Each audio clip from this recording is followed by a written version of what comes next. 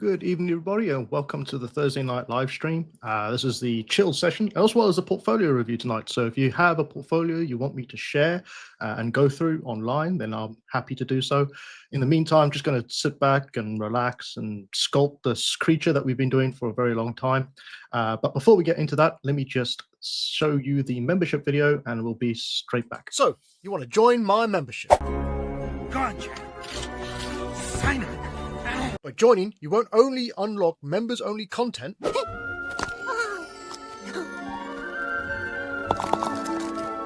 you'll also be supporting my channel and the growth of the community. Are you ready to do your part? I'm doing my part. For as little as a price of coffee a month. God damn, Jimmy. This some serious gourmet shit. You'll be able to access all past live streams and get exclusive members-only content. Yeah, boy. That's less than 49p a video. Shut up and take my money. So if you're ready, join now and become part of this 3D journey. Where we're going, we don't need roads.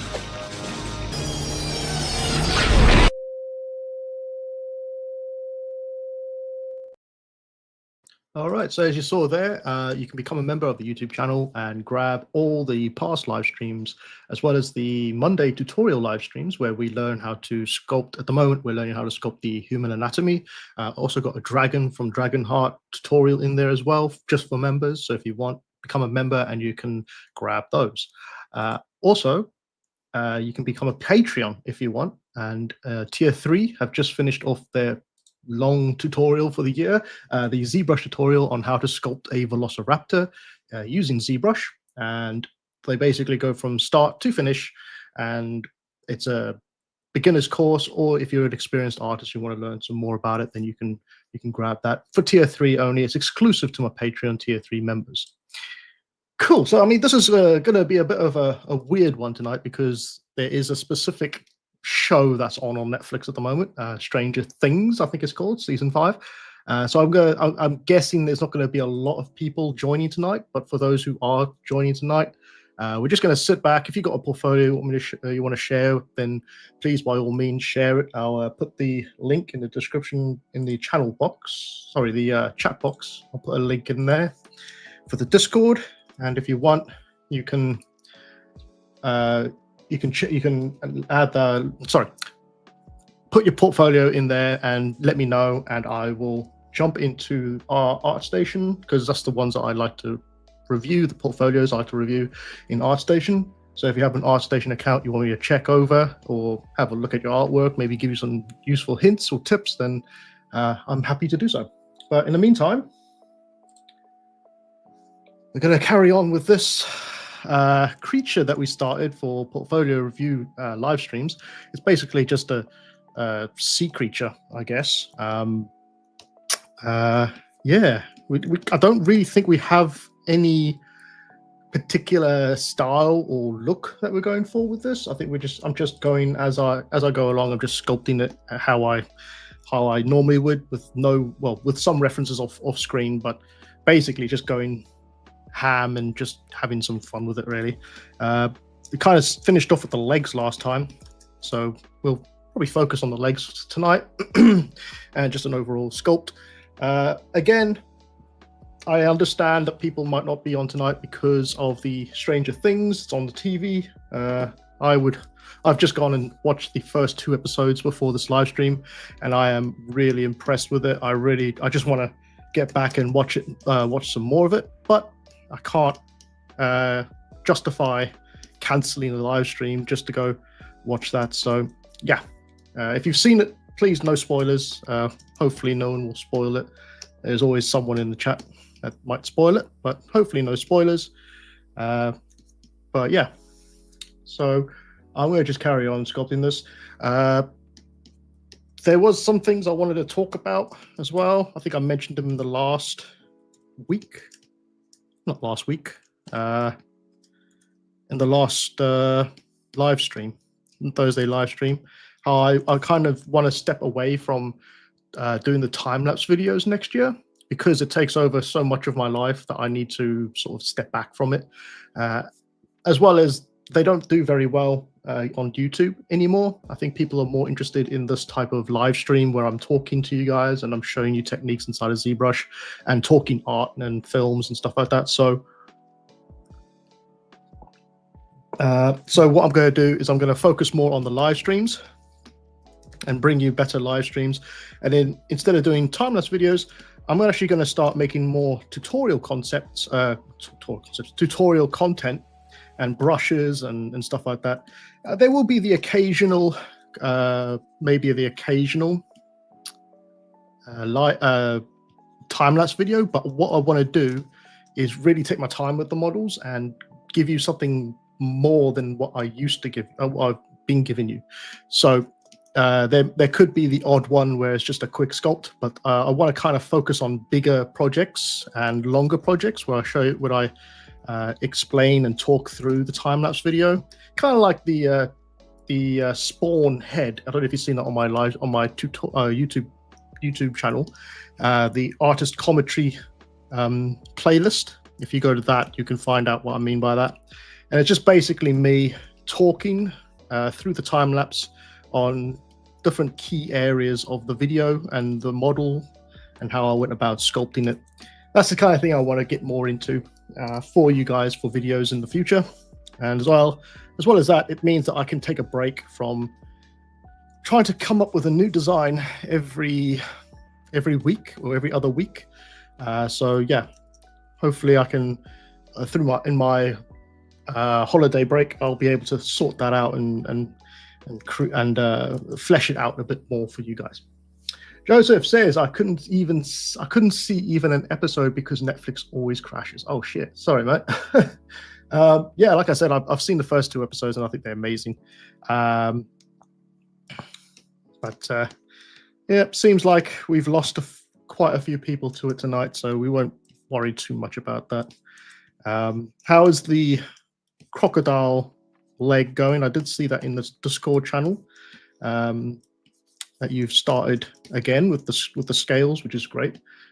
Great work, by the way. I think yeah, I think it was probably a better shout to start over again. Just make sure that the scales are on a new layer, because you don't want to sculpt directly onto your model. Always make sure when you're doing sculpted detail like that you put it onto a layer so that you don't destroy the model in case you want to go back and you want to clean something up or change something. So yeah, I'm gonna just check the Discord every now and then, just see if there's anyone in there that wants to show their portfolio. I think there was someone who wanted to share their portfolio, but I'll wait until they get back on here or they come online to do that, if they do want me to just share their portfolio. But as I said, we'll just carry on with this guy for now. Give him kind of a sprayed out legs or toes, sorry. That's not right. Control. I've been actually working a lot the last couple of days or couple of weeks at work using Marvelous Designer. Has anyone tried out Marvelous Designer yet? A very interesting program. And I've run into this issue now that I can't see clothing without having or thinking or trying to imagine how it works in 3D. I used to get this a lot actually when it was when I was doing sculpts. I used to think about this a lot, as well as animations and stuff like that as well. When you first start off, you start to see how things are sculpted, right? And how they all fit together and all that sort of thing in real life. And then you kind of see it in real life and you're just like, Jesus Christ, I can't switch off. But yeah, so I'm kind of using Marvelous Designer at the moment. And yeah, it's a whole different ball game with Marvelous Designer when it comes to sculpting or creating things in 3D, because it's a simulation-based program. So most of the work is done through simulations in 3D. But yeah, interesting things. Joseph says, and I also wanted to ask, is that okay if I do the lines with dam standard for an area and do the scales and go to the next area, or should I do the lines all over the leg first? I would actually, I know what you're trying to say. You're trying to line out, do a sort of, try to pencil in the pattern before you sculpt it. And I think that's a good way to do it. It gives you, it reminds you how those scales are supposed to be on the foot of your crocodile leg, rather than doing it as you go, because then you might just mess up the pattern, because there is actual pattern, a pattern when it comes to scales on the crocodile's leg, or actually in general with scales, there's always a pattern that it runs with. So I would actually, if I was you, draw them out using dam standard, and then, or draw out the main lines, like the main arcing lines, and then go in afterwards, so that you can at least keep with the direction of the pattern. Now, it doesn't mean you have to keep 100% with it. You can sort of adjust it as you go, add some imperfections in the scales. So what I mean by that is, even in organics, well, technically in organics, there's never really a true straight line or something like that. There's always some sort of imperfection, right? So if you look at the crocodile's scales, you might find one is out of place with the others. So you might just, add one in every now and then to break up the perfect pattern, basically. Yeah, but yeah, I would use a dam standard brush to block in the lines, or draw out the lines, and then continue on with the way you're doing it, sculpting it. It's a bit of a long old slog, I guess you could call it, but you'll find it is more beneficial to you doing it that way than just using an alpha. The alphas are great to use, don't get me wrong, but they're kind of like they're better to use as a pattern, right? As like a fill-in. So you're filling in the model, and then you go back in and you detail it with the pattern. That's how I would say would be the best way to use those alphas. If you're doing a quick concept, obviously, you can just get away with just using them. But if you really want to learn and to sculpt properly, there's no better way to do that than to sculpt each individual one, so that you can learn from how to do that. There's no way you can, I don't want to say cheat, but there's no way you can skip knowledge. If you really want to learn how to do something, you should do it full on, and try not to skip anything, because it will be noticeable later on, I guess.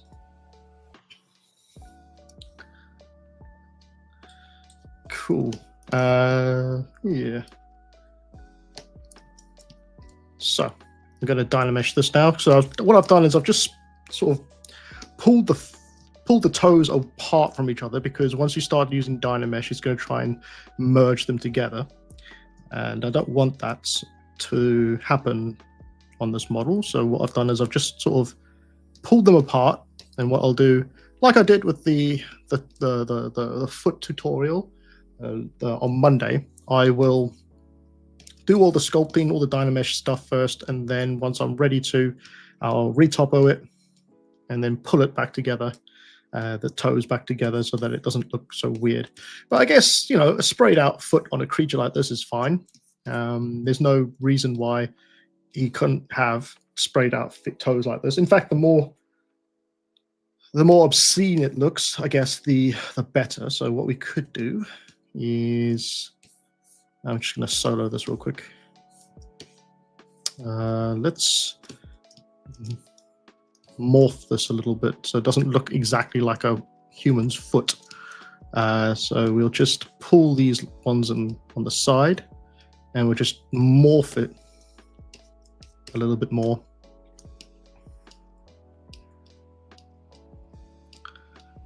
And that's a good beauty about doing creatures as well. You can really go to town with how things look and not have to worry about the perfection of it, really.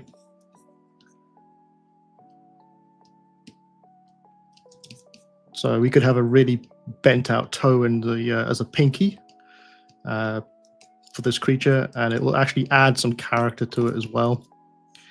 But just doing something really simple like that. And then what you could also do is maybe mask off the big toe and pull this one really far out to really give it that creature vibe, you know, a weird vibe on it.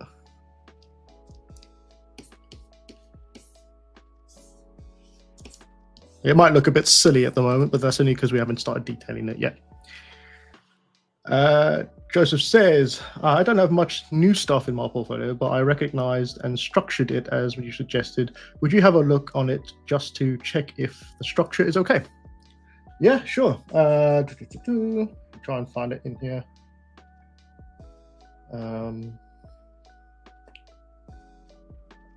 So many portfolios in here now. 1 second. Joseph Pankowski. Okay, just gonna move this over. Cool. All right, so let's have a look and see, shall we? So, is this the right one? This is how it looks now, is it? Have they changed the design of it? Or is it just my eyes? Just my eyes playing tricks with me. I thought that ArtStation changed the design. 1 second, I'm just going to check again on the other one. Has it always been like this? It has always been like this. Okay. Oh, I think it's, yeah, no, it has always been like this. All right. Never mind. Okay, let's have a look, shall we? So, yeah, I like the idea. I like the way you put the more, if you want to be a character artist or creature artist, you don't really want to be showing too much of hard surface or environment art like that. But if you want to add it in your portfolio, there's no reason why you shouldn't. You can if you'd like, but I would definitely put them lower down in the portfolio. Also add them as an environment like Joseph has done here. He's added them into their own individual parts. So that's really cool. Final artworks as well. That's good. I like that. Yeah, I would maybe move the Deadpool up to. No, I think it should be fine. Maybe move it above the seahorse. In fact, you could probably move it all the way to the. Well, maybe not. I'm not sure. Maybe just move it one up. That would be fine.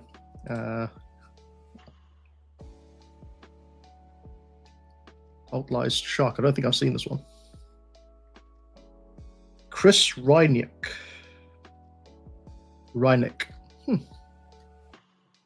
That's pretty cool. I like that. I like these fun little sort of cartoon things sometimes. Yeah, I'd love to be one of those people who could do cartoon art, like cartoon 3D sculpts. But for me, it's a bit, it's difficult because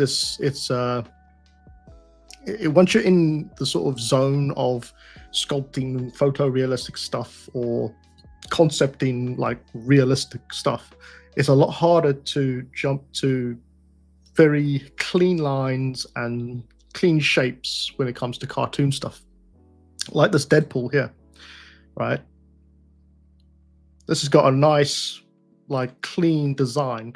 I would find it very difficult to maintain that because all I want to do is start adding more detail. But it's very good. You got the old troll bust. It's great. Yeah, looking good.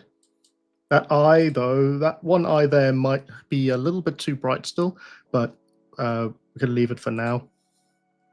The old orc head, Azogs. Looks nice. You got Mike, another cartoon style character, which is great. I like this one, actually. I really do like this one. Yeah, I'll tell you, when I was young, I really just, the one thing that I wanted to do more than anything was to work at DreamWorks Studio. Oh, was it DreamWorks? No, Pixar Studios, sorry, not DreamWorks. Was Pixar Studios when I was young. I'm not talking about 5 years old. I'm talking in my young teens. I always wanted to work at Pixar because I saw a documentary about Pixar once. And this is when the Pixar was in the golden days, right? The good times. But they had a documentary. I think you can find it on YouTube. Is where they went around the studio, and they went around all the animation studios and art studios, and each one of them was decorated in its own unique style to the artists that worked there. So they all had like a cubicle, and then they could decorate it how they like. I tell you, yeah, some of those cubicles just looked amazing. I just wanted to live in one of those cubicles working on a Pixar film. In fact, that's a funny thing. When I first started, I worked in Hamburg at Good Game Studios, and we had the art section. And in front of us and all around us were the creatures or characters that we were sculpting in, blown up on like A3 prints and stuff all over the place. And it looked like something. It looked like if you walked into Weta Studios and you walked into the concept room and you just saw all these pictures all over the walls. It looked like that. It was just living and working in that sort of environment really does help you keep a mindset on what you're trying to achieve as a project or whatever. But yeah, just having art boards everywhere with characters and creatures. And then for some reason, as my career went further, sorry, I know we're supposed to be talking about the portfolio. I think your portfolio looks great. Your practice whips are great. Just keep them in this practice whip folder. I think is it Voldemort? I think his head could be a little bigger. He's got quite a small head on him, but if it's a work in progress, I won't bash you for that. Environments, great. All of them, okay, that's cool. I would maybe pull this one. I think because when you open up ArtStation, I think it tries to go to all. Again, I would shift these somewhat so that it's not just like this. You can shift them around to make it a bit more clearer which ones are the best pieces and which ones are the worst or work in progress pieces or your least favorite pieces. Just shift them around in that one as well. And then you got your anatomy, which is great. Good to see. It'll be good to see a bit more of the anatomy stuff, like a bit more like sculpts and stuff. But I won't hound you on that because it takes a long time to do all these projects, and you probably have loads of projects running around in your mind, and I'm used to that as well. But yeah, I think you got a great start going here, mate. Yeah, just need to carry on working on your pieces. I'm even trying to go back into older pieces and finish them off is a good idea. This one's not too bad actually, the Baby Yoda. I don't know why this is in here as a work in progress. I'll put this one in the finals, but just put it next to Deadpool over here. All right. So what was I saying? So as I was saying, my career, as I went through my career, I always thought that when I go into a studio, there would be nice art boards everywhere with all these concepts and stuff. But as I progressed throughout the years, especially nowadays, because I work from home, I don't get art boards anymore. And I think that's kind of a detriment as well. If you work from home, it's kind of a detriment. That's one of the detriments. There is good stuff about working from home, and then there's also some really bad stuff from working from home. But I think the good stuff is you're able to switch off from work very easily and get home from work very easily because you're working from home. But some of the bad stuff is not sort of having an ear to the ground of what's going on in the studio because you work from home and everyone else does, because the studio that I work for is a remote work. But also you don't get to see the creativity as much, all around you and stuff like that. So yeah, as my career has gone further, it's kind of become a very I would prefer it to be like Weta Studios back in the day, or Pixar back in the day, where you walk into a studio and you see the projects that you're working on and the concepts and all that sort of thing, rather than just turn on a computer and it's all there on the machine, But every studio is different, I guess. Right.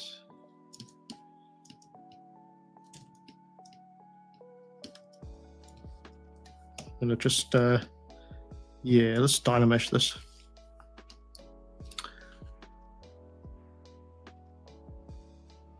That's all right, mate. Yeah, it's actually quite nice. You're one of the only regular people that are on tonight. I know, like I said, I know there's Stranger Things on, and everybody would prefer to be there tonight. But it's nice to know that we have some hardcore, or I have at least one hardcore person with me tonight. What was it doing? Dynamesh. Yeah, that's a bit too much. That'll do. So yeah. Is everybody? Well, I say everybody, but is everyone working? Or is everybody sort of looking forward to the Christmas break this year? It'll soon be Christmas. I can't believe this whole year has just gone so fast. I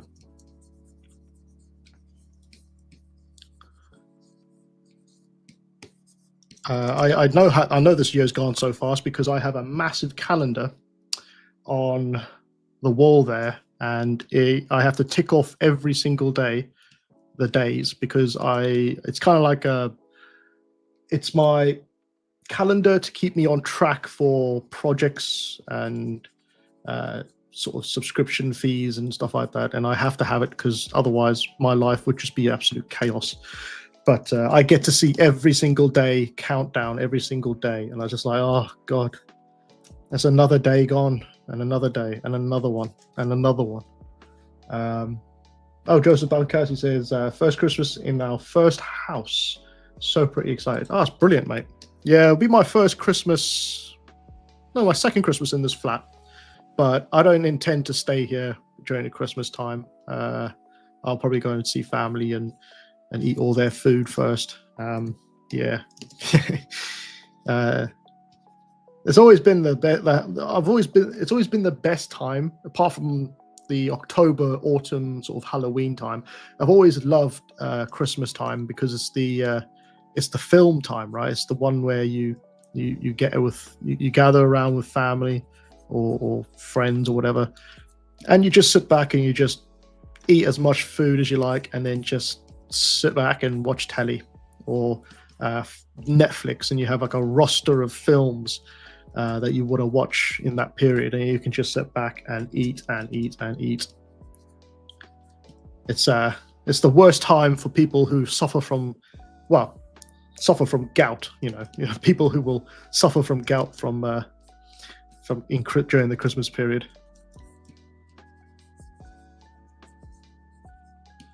But yeah, totally looking forward to that. Looking forward to getting off work and finishing for the year, as is everyone else, I believe. So I'm going to have to, at some point during the Christmas period, change up the membership videos, because there'll be some changes next year, as well as prep some other stuff. It's kind of a difficult thing to keep up with, like I mentioned before. Bonkasa says, shall I ask, your family is also living in England, or they stayed in South? They all live in England, yeah. My immediate family lives in England. We all moved over here in 1998. God, that makes me feel old. Do you ever get that feeling when you can remember things from the 90s and you just think to yourself, oh, Jesus, how old am I? Like, I was just remembering, because obviously I've seen the Stranger Things, 2 episodes of Stranger Things, and it's set in 1983. It's not a big shock. It's not a. I'm not going to try and ruin it for anyone, but yeah, that's when it's set, really. So you should know that. But there's stuff like the technology in that era. Even I remember, and I wasn't even born in 1983, but it's still carried on to 1990s, right? and then someone else on a podcast or YouTube or anything like that was talking about how they remembered having to sit there if they wanted to record a music, a soundtrack, and they wanted to record the soundtrack, they would have to sit in front of a radio or tape player with a tape player, or if their radio had a tape player, they'd have to sit there and press record at the exact time it started on the radio, and then try to anticipate when the DJ came back on and stop it just before the DJ came back on, or when the song ended. Otherwise, you get some old DJ talking like, that's the one thing I hate the most. They would talk constantly just near the end of the song, instead of just letting the song play out. They would start to talk, and I was just like, can you just like shut up for an extra 10 seconds whilst I get this recording done? But even I remember doing that, that's crazy. Bonkowski says, yeah, I'm 41, so I feel this getting old feeling. Yeah, 41. I'm about 6 years behind you, mate. 6 years behind you. And that probably made you feel even older, but no, there's some good things and some bad things about growing old, I guess. Good thing is you're a bit wiser. Well, no, the bad thing is you're probably poorer, but the good thing is that you're nearly at the end. If you think about it like a really shitty roller coaster ride, you're kind of near the end, so you don't really have to worry about things before or after. But that's a bit morbid. But yeah, that's how I see it. Everybody's got to get off this train at some point. In fact, speaking of that, I was watching that Midnight Mass on Netflix. Has anyone seen that on here? Basically, I don't know if I want to spoil it, but there's a scene in episode 4 where the two characters that you follow, they're talking about, because it's a weird film. It's a horror series. Well, it's not a film, it's a series. It's a weird horror series, right? It plays on the minds of sort of the Christian values and stuff like that. And basically, they had a huge conversation in episode 4 about what happens to you. Like there were two of them. One was an atheist and one was a Christian, and they were talking to each other and explaining to each other what happens when you pass on to the next life, like you pass away and stuff like that, and what happens to you and how how they interpreted it. And there was some beautiful writing in that. I tell you, that one episode when they start talking about that, like what happens after you die, from both sides actually, very interesting. One of them's very morbid, and the other one's a bit more jubilant, or jubilant. They're a bit more optimistic. That's the word about what happens. But it's interesting to watch. I definitely recommend it. It's a very beautiful program. I wonder if is it Cakester? Yeah, is it Cakester that's normally on here on Thursdays? I wonder if they've watched the Harry Potter series yet, or the Harry Potter films yet. Can't believe that. How can someone not know or have not watched the Harry Potter films yet? That's crazy. It was him, wasn't it? Anyway, yeah. So just if you want to have your portfolios tonight reviewed by me, I'm happy to do so. Just follow the link into the chat box. It should be at the very top. If you follow that link, you'll be able to grab the Discord and join the Discord, and then add your portfolio into the portfolio section, and I will get them up online. I prefer to have ArtStation portfolios because that's typically what you will have, or what you'll see if you're someone who is hiring. You will typically go to their portfolio on ArtStation. It's kind of like the go-to place, really.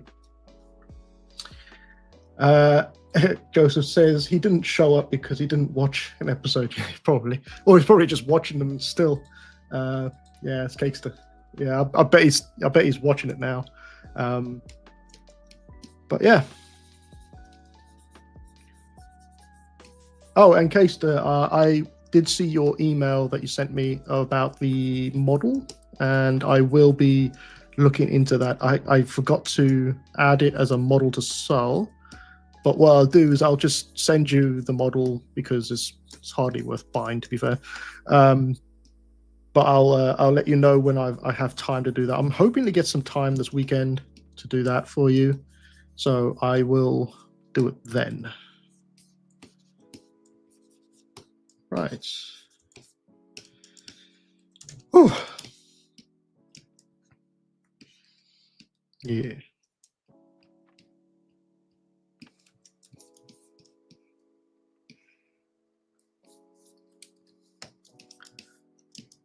Cool.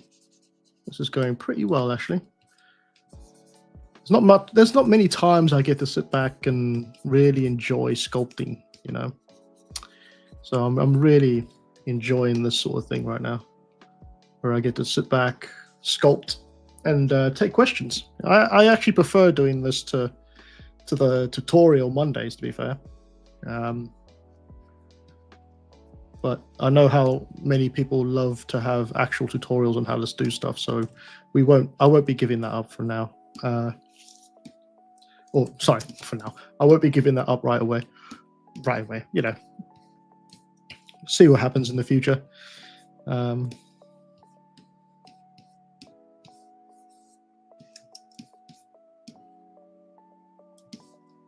Okay, so what I've done here is I've just blocked out the model, basic muscle shapes, which I normally do. So what I do is I try to keep it as close to human anatomy when I'm doing this. There are typically other things you can do with it. You can really go to town and make it more drastic changes to the anatomy, but I find that veering too far away from human anatomy, if it's a bipedal creature and it's supposed to live in some sort of realism or reality of ours, it's best to keep it in line with human anatomy, right?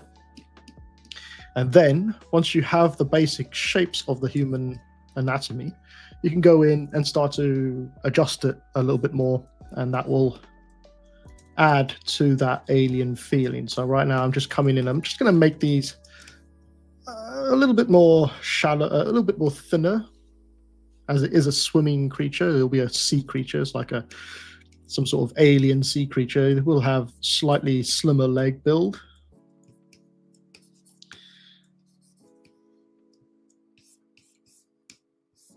So just doing this now.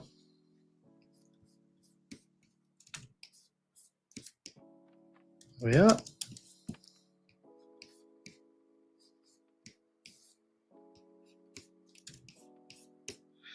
So yeah, so the idea for sort of not giving up, but stopping the time-lapse videos, not just because they don't really get that many views anymore. There was very much a what do you call it? A lockdown, the pandemic lockdown thing to do was to make those videos for entertainment purposes, as well as just starting a YouTube channel. And when you're locked down, you weren't allowed to go outside. Kind of needed something to pass the time, so that's kind of why I started that. And I think it worked really, really well during the COVID period, or the lockdown period. And I think it just sort of ran its course. And since people are now able to rejoin civilization and go outside, it's kind of, it was there for a good time, but not a long time. And so without having to do that every week or every other week, I'll be able to focus on other things. And one of the things I already want to focus on is more painting style stuff using Photoshop or Procreate to do painting. You know, that's something I've always wanted to enhance my skills with, and I don't know, maybe in the future make a living out of it or something like that, because you know it's good to have multiple skills as well. And so I've kind of been dabbling with it a bit more recently, since I haven't had to make the time-lapse videos at the end of this year. And I've been kind of inspired by an artist called Chris Guest. I don't know if you've ever heard of Chris Guest before, but he inspires me, and I love his artwork, and that's the type of artwork I want to do. So I'll just share with you his website, actually. I'll show you what I mean by it. One second. Okay, so here is Chris Guest's artwork. This is the sort of thing I really love. I love because he works with oil paintings and watercolors. And if you see in the background there, it's a new image, it's a new poster. It's one of his artworks. I've got another one that I've bought as well. I'm just so in love with his artwork, and you can see why, really. They're very beautiful pictures and very beautiful subjects as well.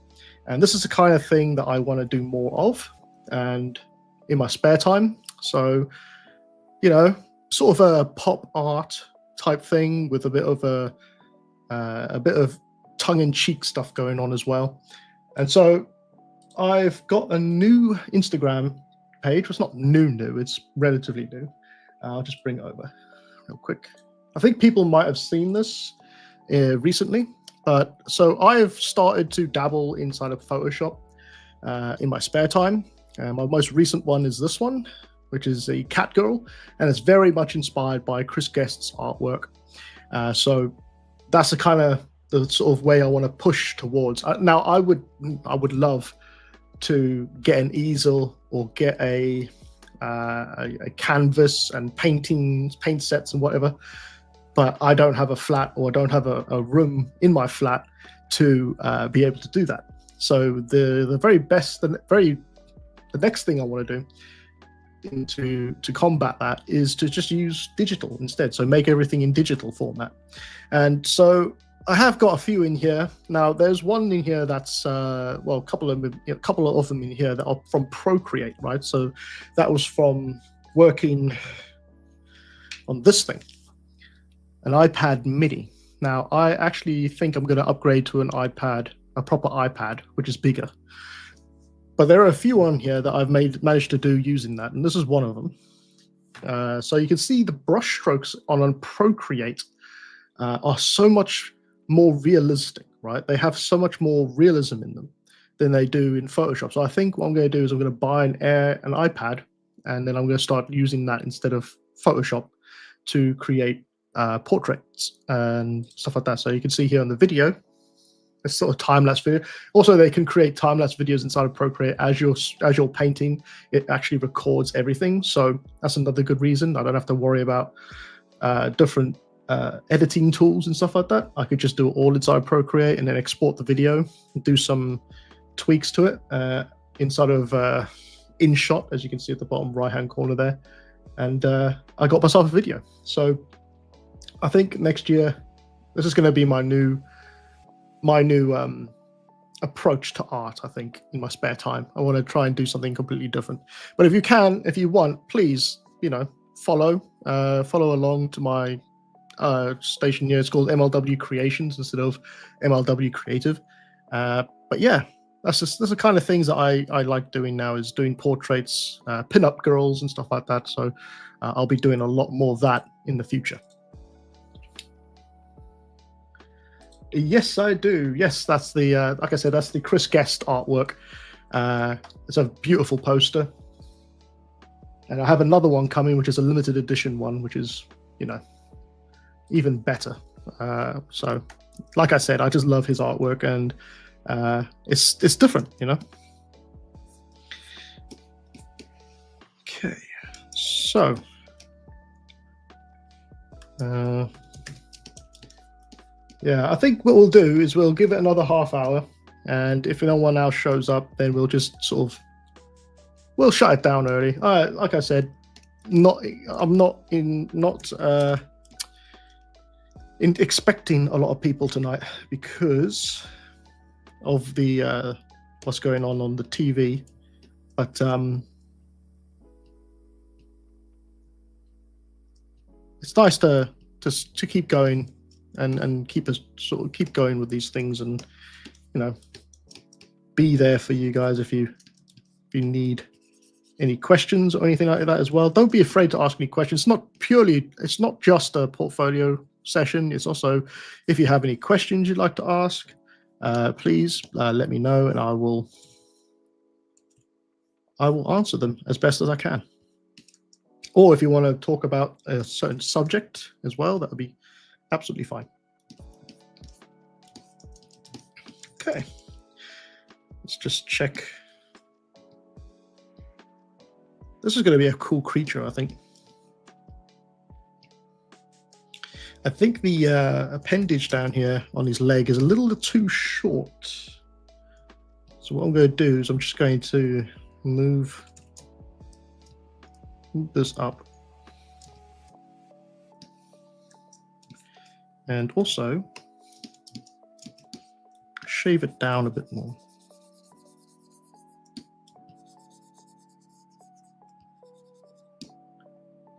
Yeah, that's better.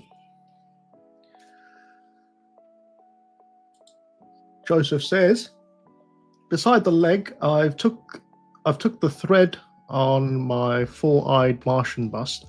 Just added a new picture in the work in progress section. Would you drop an eye on it as well, please? Yeah, let me just try and find your portfolio again.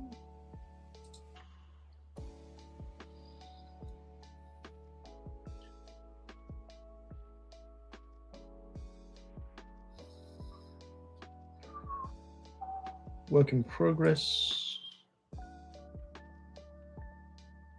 Now, besides the leg, I took the thread on my four-eyed Martian bust. Just added a new picture in the work in progress section. Would you drop in, or should I refresh this page first?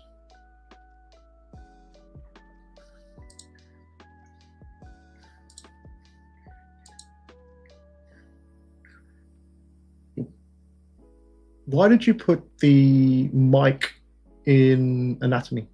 Is that? Oh, on Discord. Okay.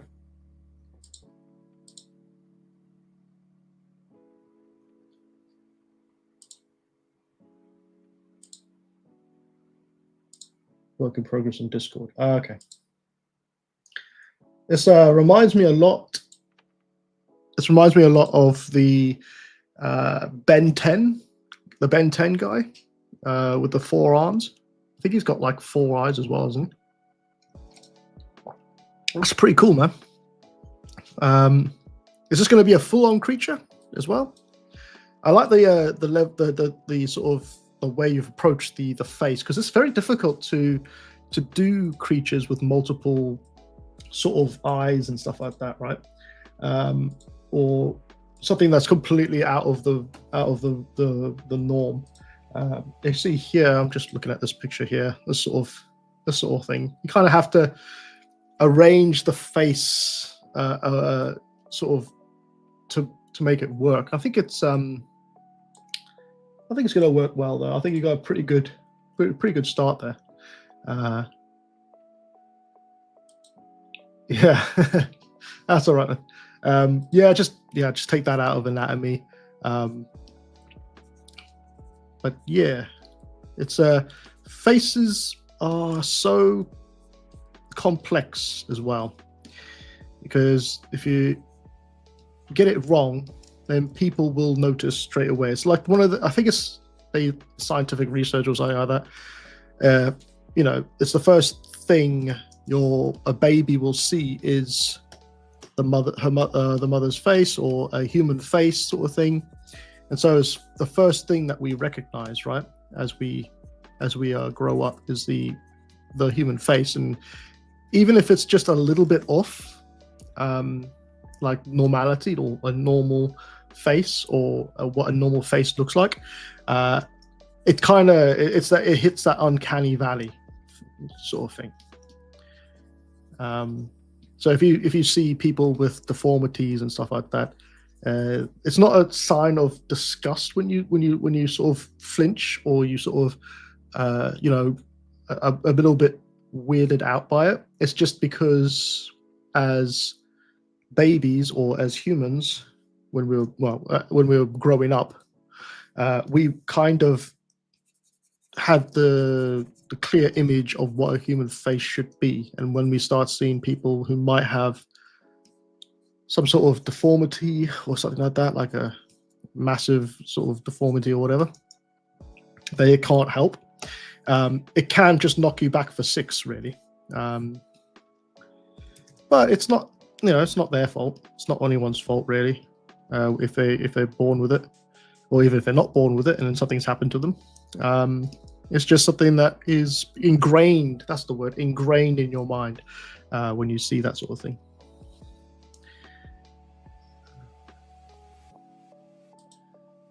This bust inspired by that guy sketch you showed a few months ago.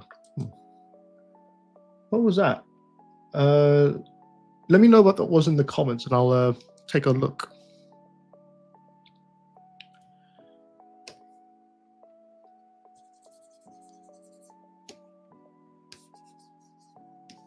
Okay.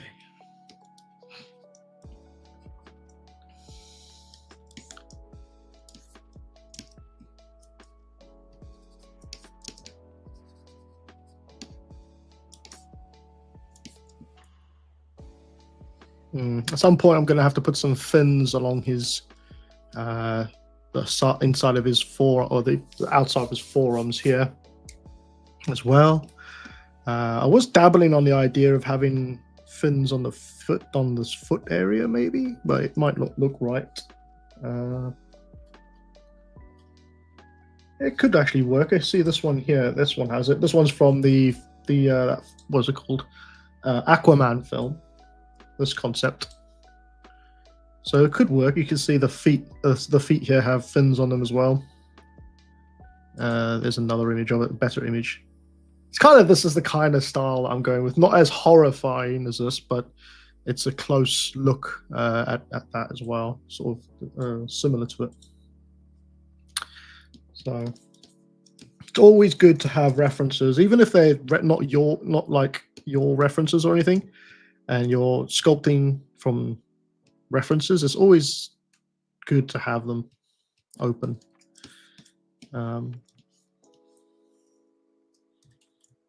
Oops. I'm going to shave that tailbone off a bit. I don't really want a tail there. I want to put a pair of buttocks in there instead.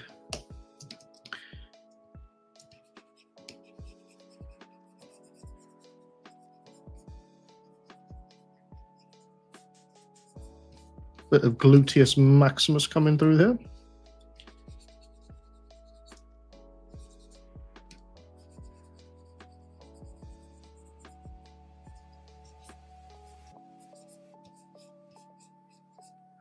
Got a smorgasbord of films and TV shows coming out during the Christmas period. We got that new one from on Netflix, not just the Stranger Things, but also Troll 2. Has anyone seen Troll 1 yet on Netflix? It's an amazing film. His name is Draw Sessions on YouTube. Oh, I think you know what I mean. Yeah, 1 second.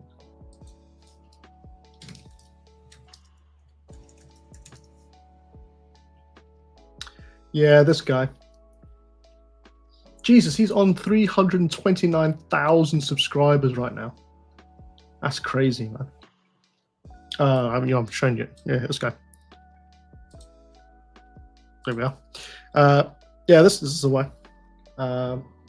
Amazing artist. Now, I had a little bit of a jealousy thing about this artist because, as I just mentioned before, he's got to 300. He's got what, 329,000 subscribers. And I think I started my channel 2 years before he did.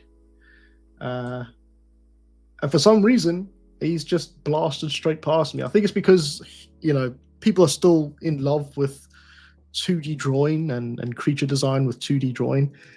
And so it's also a lot easier for him to make a video, like 2 or 3 videos a day, really. Whereas I can only do one video sort of like a week or whatever because of the amount of work it takes to sculpt a creature rather than drawing one. Plus, he's been in the industry for a very long time. He's a very good artist. I love his work. But the old jealousy does come out when I see his channel blow up like that, and I'm still stuck on the old 67. But yeah, I'll get to 100,000 at some point. Someday. I just need another lockdown. Yeah, I was going to actually ask you guys, what is your favorite Christmas film? Mine is Krampus. That's only because I love horror films, and I also love Christmas horror films, and that one is just one of the best ones out there at the moment. But yeah, what is your favorite Christmas film? It doesn't have to be a horror film; it could be any other film. And don't say Die Hard, because everybody says Die Hard. Even though that is a Christmas film, don't worry. I'm not one of those people who says it's not a Christmas film. It is a Christmas film because it's set during the Christmas holidays. But that's kind of an easy one to pick, isn't it? Die Hard.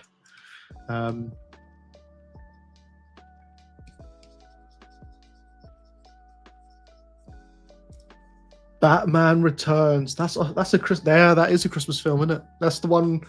That's what's his name? He did Nightmare Before Christmas, didn't he? What's his name? He was big friends with Johnny Depp. Tim Burton. That's the word. That's the one. That's Tim Burton's Batman, I believe. Yeah, he had some cool things. His Catwoman was, that's the whole reason why Catwoman or Cat, is it Catwoman or Black Cat? I can't remember which one it is. But that's the whole reason why, we have that costume of her, is because of Tim Burton's Batman. Very comic book accurate, it would seem. Yes, I like that one as well, but it's odd because it feels more like the Grinch, or the way it is, the sets and stuff like that just reminds me of that Grinch film with Jim Carrey.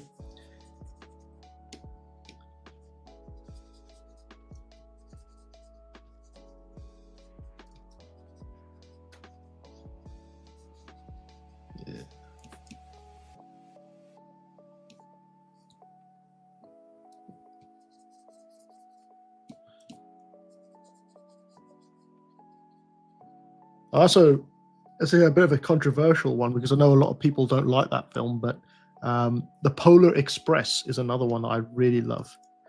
I know the whole uncanny valley humans in it, and it's kind of off-putting for some people, but I just love the story and the visuals for that story. So yeah, I find that a very interesting film to watch. Oh my God, yes, Christmas Carol with Jim Carrey. Yes, that is a good one. The whole opening scene of that, where they're flying through the whole of London and you get to see the little parts of London and in that time period, amazing. I think you can only do that sort of, well, you can do it other ways, but I think you can only get away with that sort of style with animation, like being able to fly around places like that very quickly. Plus the acting from Jim Carrey was still good back then. Not sure right now. I don't know if he does acting anymore, but yes, Very good film. Love that film. The Gremlins, funny enough, is also a very good Christmas film to watch. And, dare I say it, The Hobbit, the whole Hobbit trilogy, that's good Christmas film. That I say it's Christmas film because even though it's not an actual Christmas film, it came out when it came out. It was kind of at the Christmas period, I think, when those films came out. So I count them as Christmas films. Plus, they have that warmth to them. You know, if you watch the Hobbit, Unexpected Journey, the first one, and when you're inside of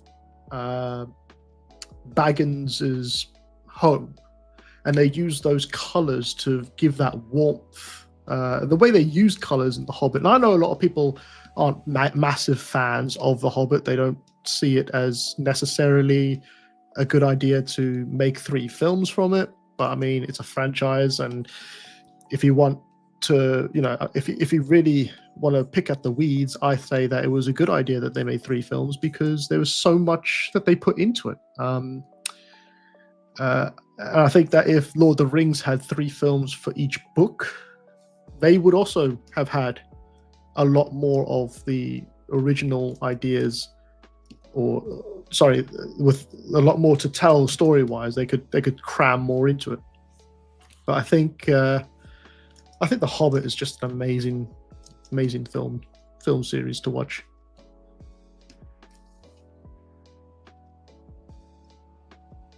Yeah, Joseph says he's seen the 3D back in the days in the cinema. It was amazing. I agree. I think the first one was a little bit off-putting because they were doing 60 frames per second, or was it 90 frames per second? Because they had these new 3D cameras that they actually filmed in 3D with The Hobbit. I'm guessing this is the one you're talking about.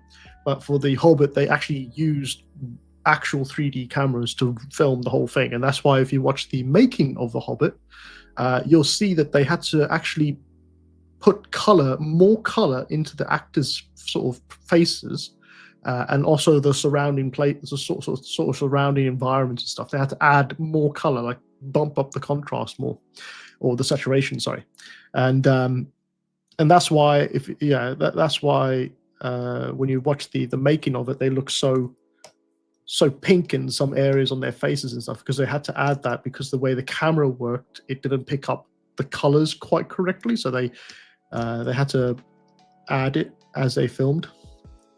But there's a whole thing about the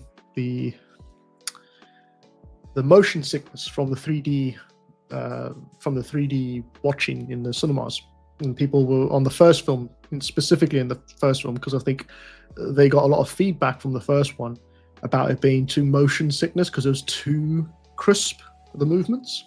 I think as humans we see in 25 frames per second, roughly 25 frames per second, and they were filming at 60 to 90 frames per second. I think it was 60 frames per second, and then they crunched that 60 seconds down to 24 frames per second.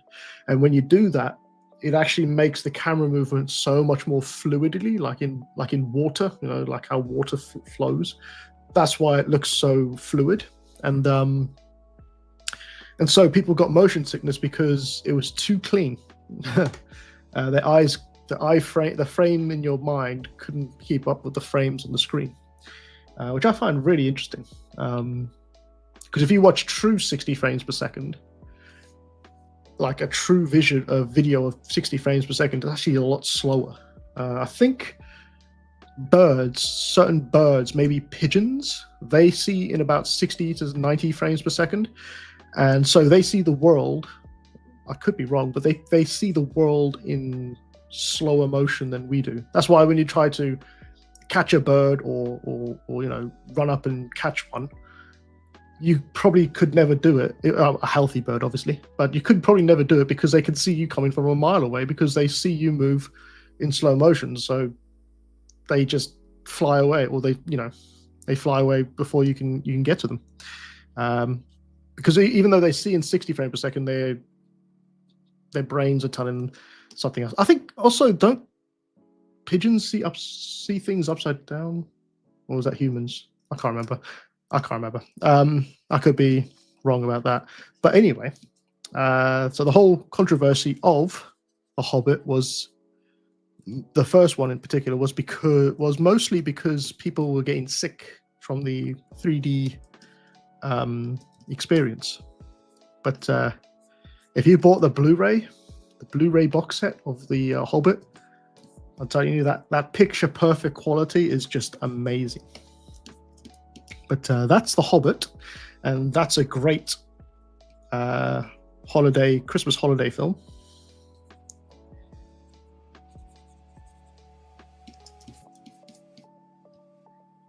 I would say Harry Potter, but I think that's more of a horror. That's more of a Halloween experience. Even though a lot of the films, again, a lot of the Harry Potter films did come out during December's. It was the one thing to look forward to every other year was the Harry Potter films when they came out during the Christmas period, and yeah, it kind of started the trend, I guess.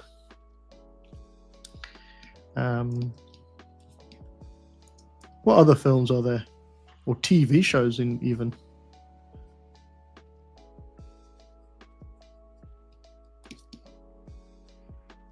It's all right.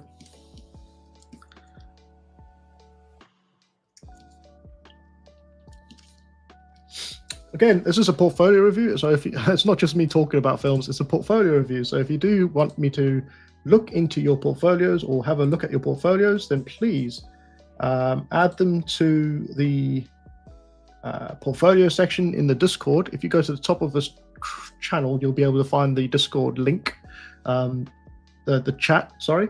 But apart from that, I'm just sculpting this creature and trying not to think about Stranger Things.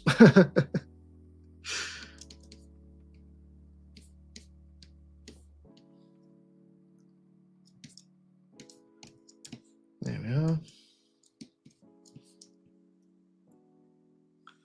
I'll probably be on for another 20 minutes, guys, and then I'll be gone. I'll keep this one short for tonight.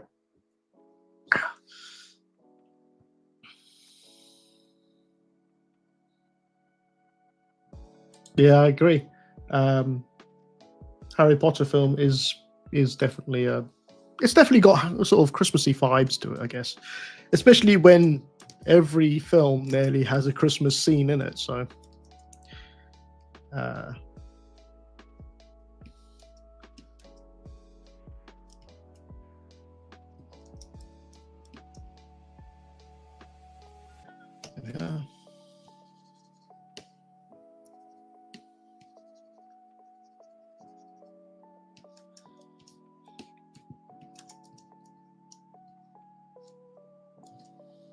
Just trying to get the silhouette right on this guy. I kind of like the sort of shapes I'm getting here with this creature. So you can see where it's very Fortnite reminiscent of Fortnite sort of creature or character, where you have long limbs on them and muscles in certain areas, and then sort of slimmer areas as well. I think this is it's a good way to work, really, when you're creating creatures like this, is to really think about where you're adding bulk and shape to your character, right? This is a very much a stylized looking creature at the moment, because it's got the shapes in the right place, I think. If I was to go even further, sort of making the silhouette even more pronounced, then you'll start walking yourself into more cartoonish style characters, right? This one's got just the right amount of stylization to him, but realism as well. You kind of want to make it look attractive to the audience's eyes as well. But yeah, a good strong foundation in character design like this, or creature design, is great. And then after that, it's just a lot of cleanup and detail work, really. I'm just going to isolate the body real quick. And that's another good thing about working on creatures like this, is to keep them separate, the sort of body parts separate, so that you can focus on one particular area without having to damage the rest of the model.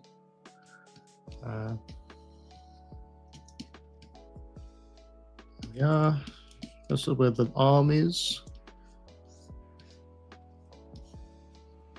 I'll just copy it, round this out here.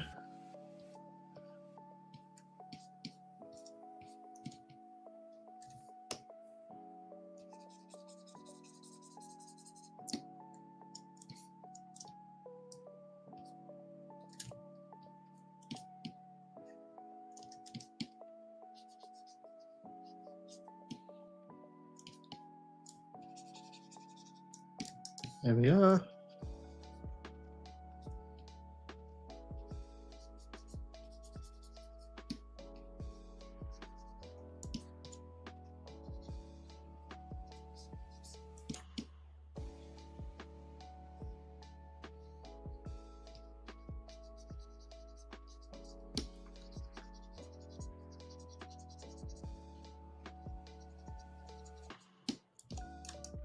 It might not look like I'm doing a lot, but I am actually taking a little bit more time than I normally would to really think about where I want to add the next part of the detail, right?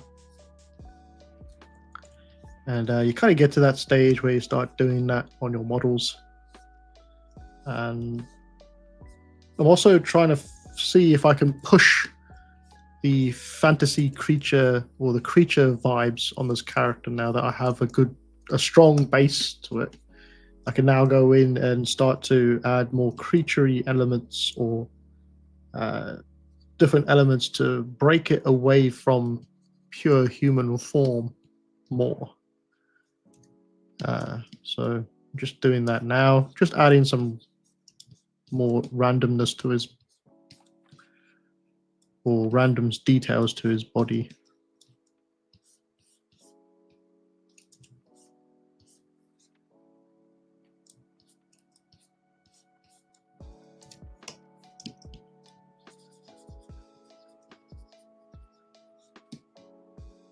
All right.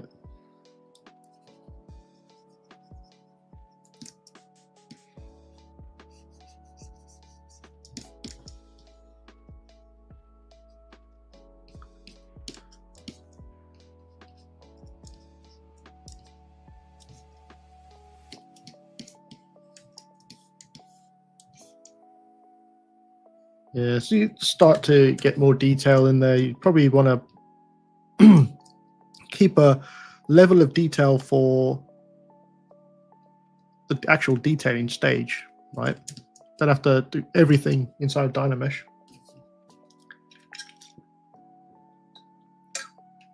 Oh god, I get such a dry mouth. Right.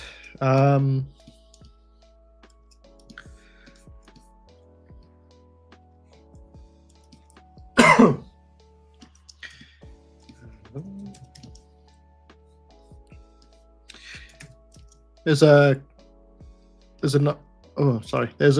YouTube creator or content creator that I've been watching recently during my work time as something on the background.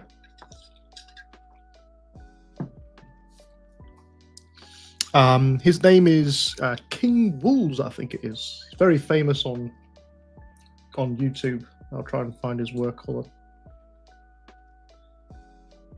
King Wolves. You probably know who he is. You've probably seen his.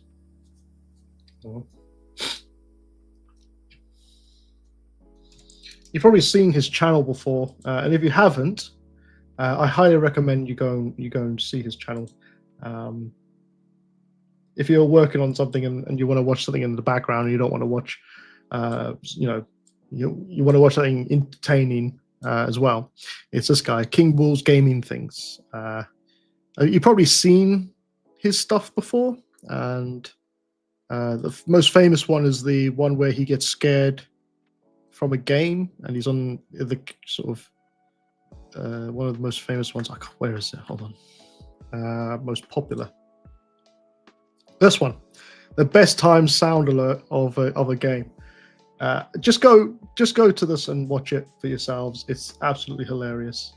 Actually, let me. I probably don't have. No, I don't have the audio turned on. But anyway, go watch his stuff. It's really funny. He plays a lot of horror games, and he was playing one today or the other day, and I was watching the video of it. I tell you, some of these indie game developers have got some crazy ideas for games. I guess that's why they're indie game developers, because they don't want to be locked down by corporate for their games, because some of them just wouldn't make it past the corporate media, the corporate management, sorry. Because it just, some of them are just not kid friendly or child friendly, but they shouldn't be child friendly because they're, they're horror games. But I find that's probably where games are going to lead to anyway in the future. It's going to be horror games, indie made horror games, and they're going to become more and more sort of AAA style. Because at the moment, I've noticed when I'm watching his videos that every other game or game that he plays, there's some aspects that you can see that are duplicate from another game that he's played. So the house that he goes into, which is set, is probably something that someone's bought from online, but everyone else is buying that same asset from online, or it's a free asset. So they're using assets, already made assets, to create the games that they're playing. They're not all unique assets, basically. And you will get this in your own in studios as well. They'll buy assets to speed up on the processes of making things. So instead of making a environmental item or asset like a TV, they'll probably just go to Turbo Squid or Sketchfab or something like that and just buy one that's already made and just chuck on a new texture. So I've noticed that when he's playing games, I've started to notice duplicates from other games that they've made, these indie developers have made, because they don't have the money to hire an artist to do it. But here's the thing, right?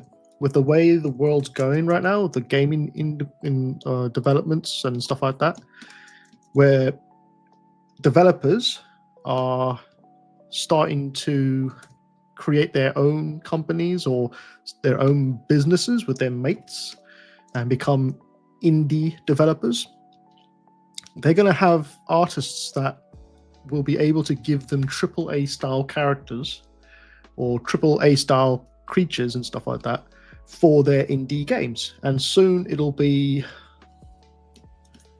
like Hollywood, but indie developers making Hollywood style games and films, right? And I think that's the future, really.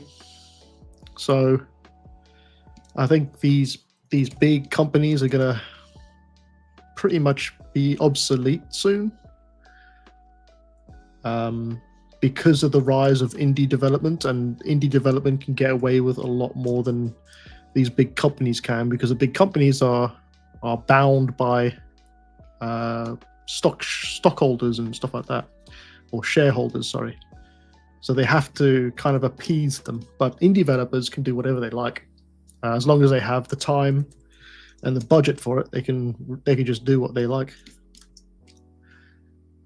Joseph Boncati says, "Will you watch the new Avatar movie?"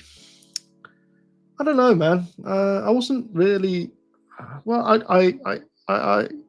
I like the Avatar, the first film, because it was groundbreaking. And then it was it 14 years later, something like that? And then the next film came out. And by then, I think the anticipation for Avatar, the sort of stories, had died out. I think they left it far too long to make a sequel. I understand why they left it so long, because they wanted to make sure that they had the technology to create that again, because the first Avatar film was highly expensive for what it was, and the groundbreaking technology that came out of that really did help the industry. But 14 years to give us something that looked just like Avatar with a bit more of a crisper detail, I don't know. I was a little bit disappointed by it. And now they're saying, that, well, I think James Cameron is saying that the next Avatar film, which is this fire, I can't remember what it's called, to be fair, but he's come out and said in a Hollywood Reporter or in the media that even he is starting to think that there is, I don't want to say fatigue, but there's lack of interest in the Avatar franchise creeping in. It's not totally, but it is creeping in. There's still diehard fans of Avatar, but from what they could see from the projections and the outcome of the second film against the first one, they have seen a huge dip in revenue from that film. Now, it's a little bit difficult to put that all on. It's a little bit difficult to judge right now the amount of interest, because you gotta remember Avatar 1 came out when there were still cinemas and there wasn't so much streaming going on, and so cinemas were hustling and bustling with people to go see the Avatar film, right? But then Avatar 2 comes out and we are already in the streaming wars and the streaming services, so people just weren't going to the cinema to go see it. And a lot of people are saying, if you can't, why go to the cinema and see it when I could just wait 3 weeks and see it or buy it on streaming? So when you look at the revenue that Avatar 1 brought in and what the revenue of Avatar 2 brought in, you can't judge it yet. But once the third one comes out, we'll be able to see if it's going to be a hit or a miss, right? And that's kind of what James Cameron is saying. He's waiting for the third one to come out, or to publish the third film, and then he'll make his mind up on whether or not to continue on with the franchise, which I think is a safe bet, to be fair. But will I see it? I probably won't go to the cinema and see it, to be fair. I'll probably wait for it to come up online or on streaming, because I'm not a fan of cinemas anymore. I used to be a massive fan of cinemas, but I can't sit there when there's people in there as well. When there's other people in the cinema, I just can't deal with other people in cinemas anymore. I think it's just the whole respecting culture thing has just gone out the window, and people just don't care about other people's enjoyment. So I'm gonna wait until it comes out. I like I say, I got plenty of other things I can do to pass the time until it comes out. So yeah. Now, am I adding to the downfall of cinema culture? Probably, but to be fair, I think cinema was always going to go down or going to die out at some point, because of the technology we have now and the streaming services we have now. So yep, it's just what it is. But I do love the creature design in Avatar films and the Avatar world. I'm just not a massive fan of the stories, really. It's kind of weak on the stories, really.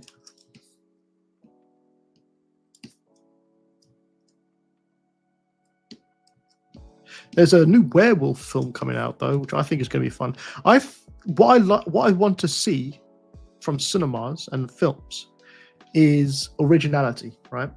I'm sort of fatigued with the reboots and remakes and stuff like that, yeah, can't you make something completely new? That's what I want. I want to see more of. Not to say that I'm not a big fan of, making a film of a established franchise, but there has to be a good story to go with it, or at least keep it exactly how it used to be. I just saw recently there was discussion about making another Assassin's Creed film. And I was just thinking to myself, if you didn't get it right the first time, then why bother making another one the second time, Just try something else, do something else instead. But yeah, it seems like they want to go back and make another one, so we'll see how that goes. Or they're in the talks of making another one. Now, I think I mentioned this in another stream, but they are thinking about making, or they're in discussions, in Hollywood about making a new Mummy film, which I think is going to be a good idea. The one from Brendan Fraser, is it Brendan Fraser? Fraser's Mummy films, sort of thing. I think that's a good idea. I love the Mummy films. That has a very special place in my heart, those Mummy films. I love watching them when I can. What I like to do is I like to leave films for a while before I rewatch them. Okay? Because you can watch a film too many times and then kind of get sick of it. But there are some films that I'll leave for a while, and it gives me time to forget them as well. So when I come back to it, then I kind of makes it like I can watch it for the first time again. So yeah. Groundhog Day. That's another film I like watching during the Christmas time, Christmas period. I'm not sure if it's a Christmas film, Groundhog Day. I think it's set during the Christmas period. I'm not sure if it's an actual Christmas film though. Yeah. Joseph says, yes, Brendan Fraser. I also looking forward to it. Yeah. I didn't like the third one. I think the first two were amazing, but the third one, I think they were just milking it.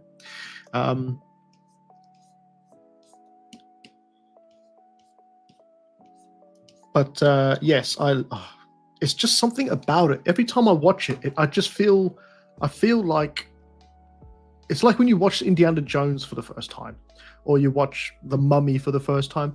It's something about that period in time that they set the films in, or the films that they set in. It just makes me feel better, I think I'm just a bit sick and tired of seeing futuristic stuff and with people with iPhones in their hands. Like, I know where the downfall of horror films, well, not massively downfall, but the downfall of certain films or whatever, was when they started using iPhones as lights in the film. Like they go around and look around things with their iPhone with a light source on the back. I think that was the downfall of some films and shows, to be fair. I like period pieces and stuff like that more when it comes to sort of any kind of film. I don't want to be in this timeline, when it comes to films. I like to be completely taken back or whatever. But I don't like I think it's because we see so much of the future in today's society, especially in the society. I prefer to go back in time, man. Honest to God. It's like watching Back to the Future, the first one, for the first time. It's like crazy good. Again, that's another reason why I like the Stranger Things stories as well, because it's set not in this period, but in the past. And you can actually reminisce on the past more if you do that in films and games as well. I think people prefer to do that than to go to the future. Just take Call of Duty, right? I think Call of Duty went completely off the rails when they started having jump packs and futuristic guns and bloody, what do you call those? When Elysium came out, the film Elysium, he had that sort of suit that was on him that made him fight stronger and harder, like a robotic suit. And then lo and behold, Call of Duty does the same thing, and then that's probably where the franchise started to go downhill. To be fair, I think you shouldn't. They shouldn't have pushed it to that sort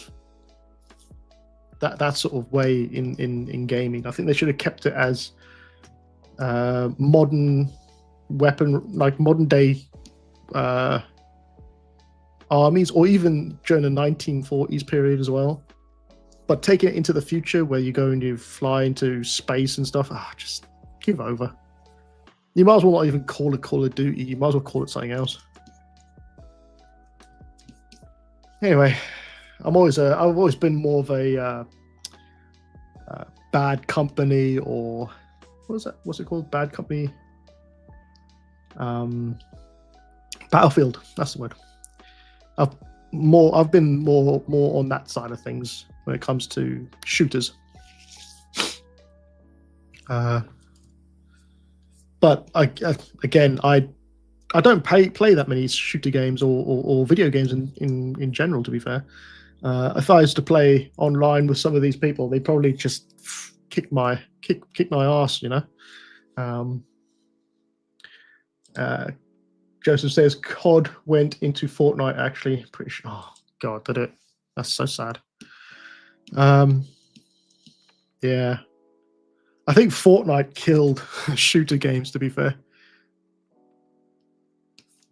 I've nothing against Fortnite. I've never played it. It seems like a bit of a weird game to me. You have to... I just see people building buildings and shooting, and then they have the circle that encroaches on the players. I don't know. It's beyond me, to be fair. I try not to get into that stuff anymore.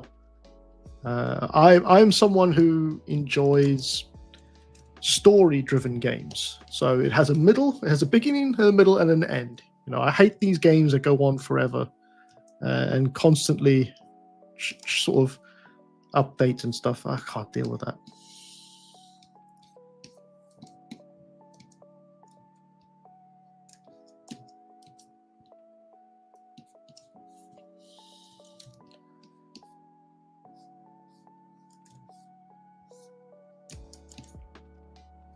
That's going too high, that.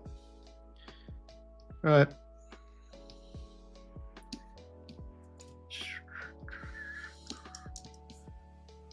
Yeah, it's gonna look pretty cool once I finish it. At some point I'll finish this thing, he says.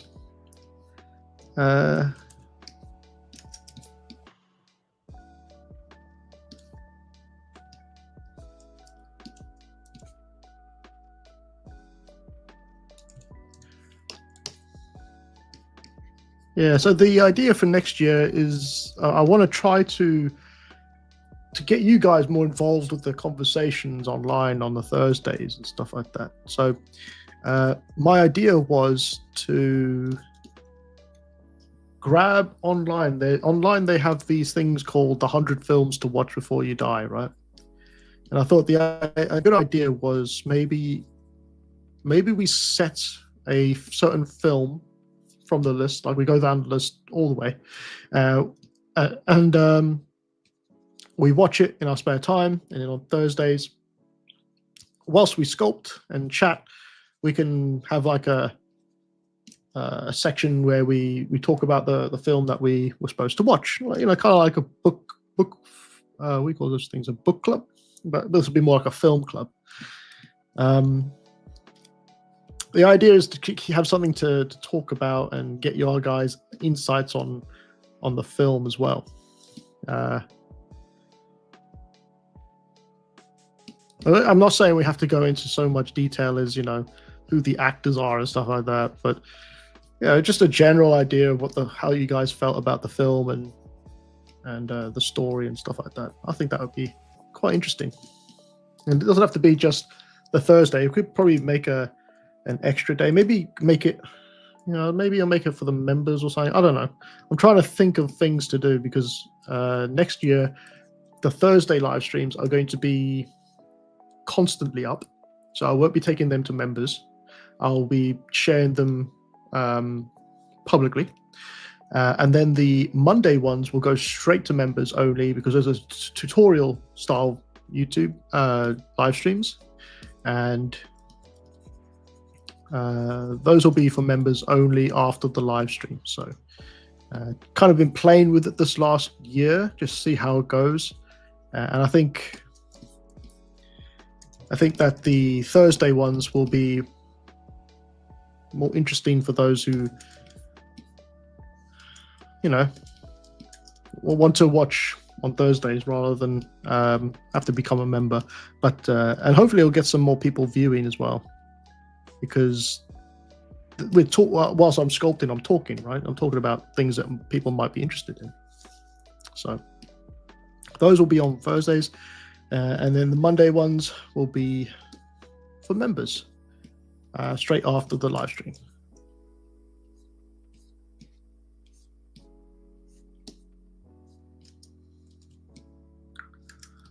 Cool. It's not looking too bad.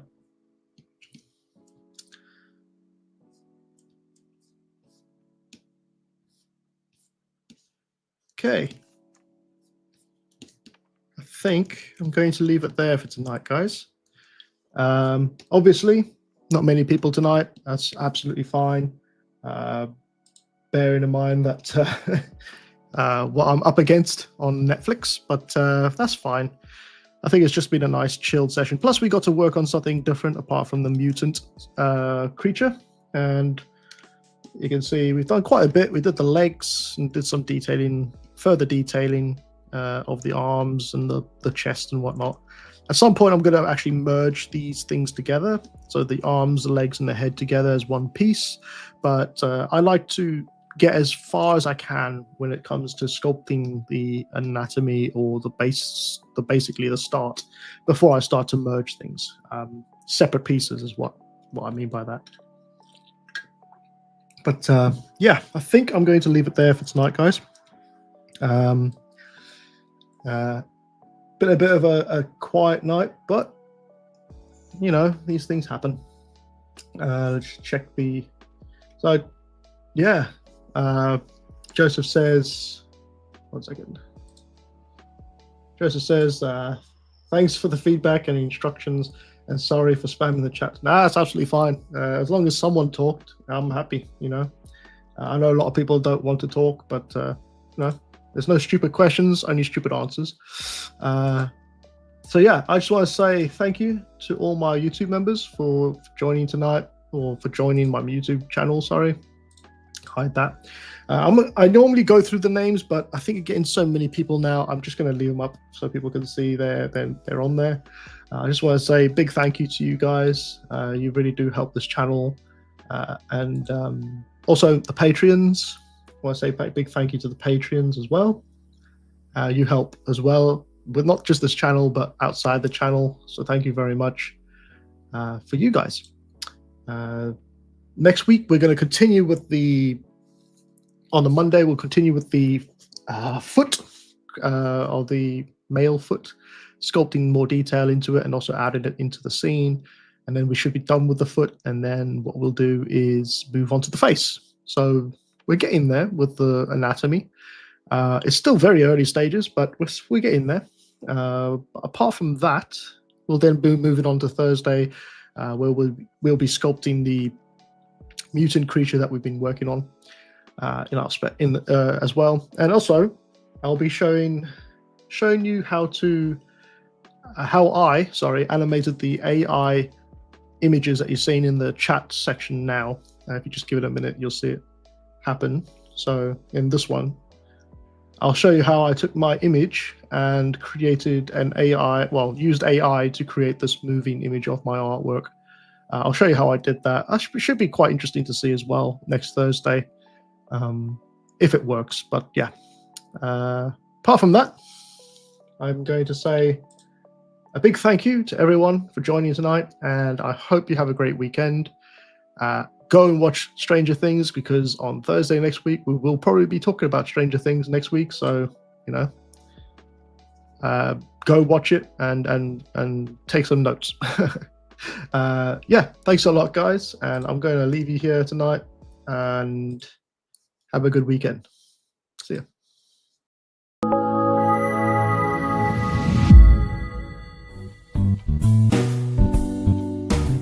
Thanks for watching.